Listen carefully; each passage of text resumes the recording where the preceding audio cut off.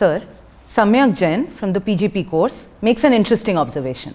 He says, in the Indian context, the youth is more interested in a career in bureaucracy, be it the central civil services, the state administrative services, or even SSB, SSC and others. But they are not interested in politics.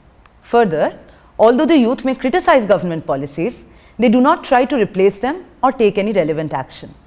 How do you see this situation, sir? And what is your suggestion to encourage youth into entering politics? Well, I'll first make a very strong appeal and suggestion to our young friends. Never suffer from tension and stress. Also, I'll give a piece of advice to my young friends that the urge and obsession to be always at the peak in academic brilliance is not best of things. I have always been a topper of my class. And I always felt if I was not to be topper of my class, what will happen to me? And I thought the world will come to an end if I ever come to number 2 position. I realized too late in my life that was not the scene. You must go for your natural inclination. You must focus on academic brilliance, but only up to a limit. The competition bug must not be a nightmare with you. If you are cut out to contribute in some area, you would naturally find a place therein. I know in our country there is excessive emphasis on getting into civil services. But look at the scenario. We have people in civil services who are leaving civil service and taking to other assignments. There is room to do anything and everything beyond what is being seen perceptionally by the people at large. Some of the best performers with degrees in IIT and IIM are those who are engaged in supply of milk, in supply of organic vegetables, in making life very comfortable for the people when it comes to their food items, which means be it any walk of life, your talent will surely be reflected if your commitment is to serve the people at large within the limitations of your economic gain. If we examine our civilizational ethos, amassing wealth has never been our motto. We must have enough to take care of us, but at the same time we must believe in helping the society at large. COVID is one instance that has shown to the entire world that this country has the resilience to handhold people. During COVID, we had the occasion to see that a person who did not have enough to help others, but help only few, he took great satisfaction and rejoicing in helping few people. There were many who could help lakhs of people. I give credit to the both on a similar platform. So that is something which is happening. Secondly, getting into government service, that scenario now has undergone big change. Now, sky is the limit if you have an idea in your mind. Government schemes are there. You can blossom as an entrepreneur if you have a brilliant idea. And this is just not a matter of reflecting or my saying so. It's a writing on the wall. Thousands of people have made credible performance as entrepreneurs by engaging in innovation, thinking out of the box, generating solutions for people at large, and they are in big league. If you talk about business leaders in the age of 30 to 40, you will find they are first generation. You will find they are very impactful. Even if you go to Indian human resource that has contributed globally by heading institutions of repute in the world, they are first generation. But here I would slightly digress and make an appeal to my young friends in premier institutions. We quite often take pride that a person of Indian origin, an Indian, has come to occupy at a global level a very important position. but time for us to audit. What is gain accrual to this nation because of its position? We must inspire every Indian wherever he or she is to keep as a predominant thought to contribute to our national welfare. His work activity or her work activity may be anywhere on the globe, but main focus has to be welfare of our country.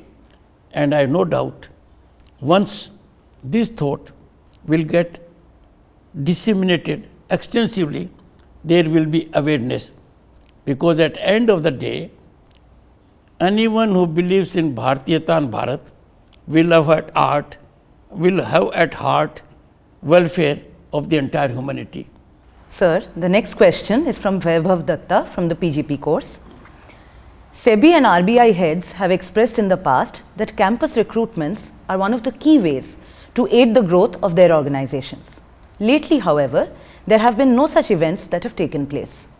Will the government bring back this mode of recruitment to SEBI and RBI in the near future? Well, it's a pure question of law. We work under a legal regime.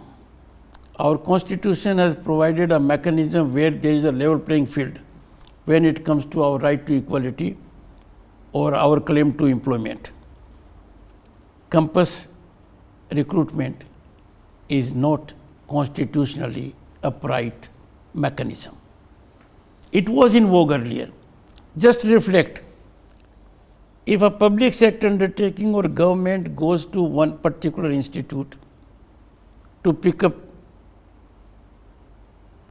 for recruitment some candidates, a question will arise: is it fair? Is it a level playing field? Are you making available this right to all who could be in the zone of consideration? That is not permissible. But then there are avenues and system is in place. Our framers of the Constitution visualized very rightly that for public employment there will be public service commissions at the center and the state level, and they do their job. Then in addition to public service commissions, we have service selection boards for various specialized situations like Army, Air Force, Navy. We have selection mechanisms where everyone can participate. Therefore, right to equality and right to equal consideration for employment are non-negotiable fundamental rights. In that view of the situation, campus recruitment does not fit in the scheme of things. Sir, Prakash from EPGP course has drawn attention to the technology revolution that is transforming the world. He says, technology is increasingly becoming a strategic tool for the nations of the world. Examples include chip manufacturing, drone technology, and railgun technology. How is India preparing for these global shifts? Technology is the most effective and impactful transformational mechanism. Due to series of affirmative policies and initiatives, there is evolution at the moment of transparent and accountable ecosystem in governance with involvement of technology. At a macro level, I firmly believe that a nation's strategic prowess in international era is determined by the status of country's technological advancement and capacity.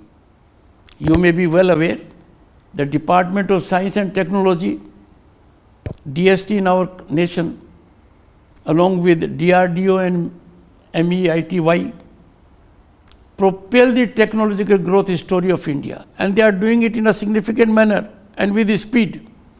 I would like to share with you that the railgun technology has already been successfully integrated in the strategic ecosystem by our armament research and development establishment. And this establishment at Pune is doing a significantly commendable job in this line in particular. Growth of semiconductor sector and drone technology in India is a reflection of our focus on Atmanirbhar Bharat.